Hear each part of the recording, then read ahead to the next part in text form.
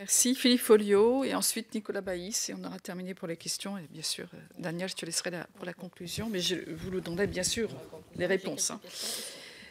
Philippe. Merci Madame la Présidente, Mesdames les Présidentes. Tout d'abord je voudrais remercier l'ensemble des intervenants et surtout pour leur franc-parler parce que je crois que c'est bien de se dire les choses telles qu'elles sont et non pas telles qu'on souhaiterait qu'elles soient ou qu'on voudrait qu'elles soient. Je veux dire, nous, centristes, nous sommes particulièrement attachés à l'idée européenne. Et l'Europe de la défense, nous l'avons souvent mise en avant à différents moments et sur un certain nombre de points et de plans.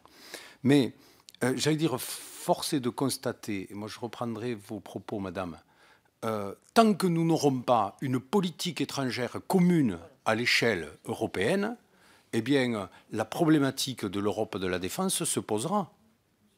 Parce que la défense et la politique de défense est un outil, j'allais dire, de la diplomatie et un outil de la politique que nous pouvons avoir en commun au niveau en matière étrangère.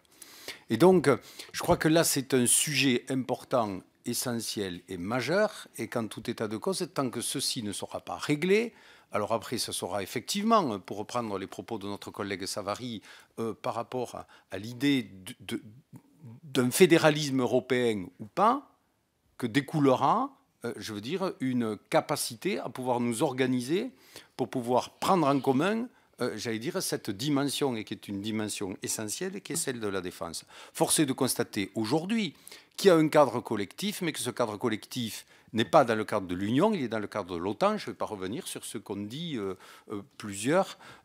Et moi, je pense que ce n'est pas sain. Je veux dire, dans un monde qui est toujours plus instable, toujours plus dangereux, d'avoir un continent qui baisse la garde comme le nôtre, avec des budgets militaires, même s'il y a une inflexion ces derniers mois qui est quand même un petit peu plus positive, mais des budgets militaires qui sont à la baisse, et avec une capacité, j'allais dire, de pouvoir assumer nos responsabilités, qui n'est pas à la hauteur des enjeux, avec tout ce que cela représente, et surtout face à des grands ensembles au niveau des États-Unis. Je ne parle pas de la puissance chinoise et de la Russie qui est en train de se réarmer, avec tout ce que cela comporte comme incertitude pour le moyen terme. Alors c'est vrai que par rapport à l'Europe, je partage l'analyse qui a été faite, dire que l'Europe n'interviendra jamais en premier sur un théâtre, et que c'est une chimère. Et que par rapport à cela, on voit déjà qu'au niveau des États, la France est le seul pays qui a cette capacité d'intervention rapidement, efficacement sur un théâtre. Et que si intervention de l'Europe il doit y avoir, ça doit être dans une phase de stabilisation ou dans une phase de sortie de crise, au travers plus particulièrement des actions civilo-militaires et autres éléments. Par contre, il y a un vrai sujet au regard de la problématique du financement.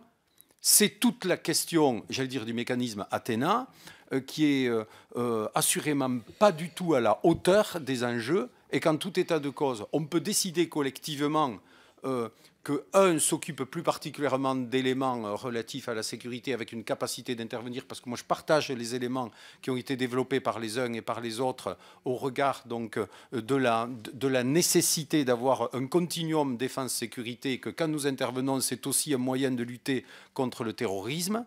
Mais par rapport à cela, je crois qu'il est important et essentiel de faire de telle sorte que nous puissions avoir une attitude visant à essayer de convaincre nos partenaires européens. C'est du reste un amendement que nous avons proposé, qui a été voté à la quasi-unanimité dans le cadre de l'actualisation de la loi de programmation militaire, par rapport à cela, pour faire de telle sorte qu'il puisse y avoir une réflexion au niveau du mécanisme Athéna.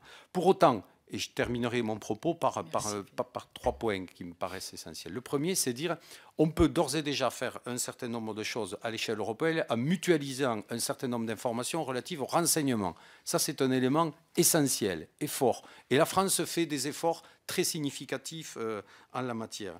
Il y a aussi, bien sûr, toutes les actions de prévention. Je ne vais pas revenir sur Frontex, tout ce qui a été dit par les uns et par les autres. Et dernier point, qui est un point important, essentiel. Et là où, je veux dire, il faut le dire, ça marche plutôt bien, et ça pourrait marcher encore mieux, c'est dans le cadre de l'industrie. c'est tous les programmes européens qui sont à développer, parce que c'est un enjeu important et essentiel. C'est toutes les opérations au niveau des programmes européens. J'aime pas ce terme de pooling et sharing, mais tous ces programmes européens, j'allais dire notamment en matière de moyens capacitaires, parce que c'est un enjeu essentiel et fondamental pour l'Europe de pouvoir disposer d'outils et d'armements pour lesquels nous ne serons pas dépendants ou des États-Unis ou d'autres puissances par rapport à cela.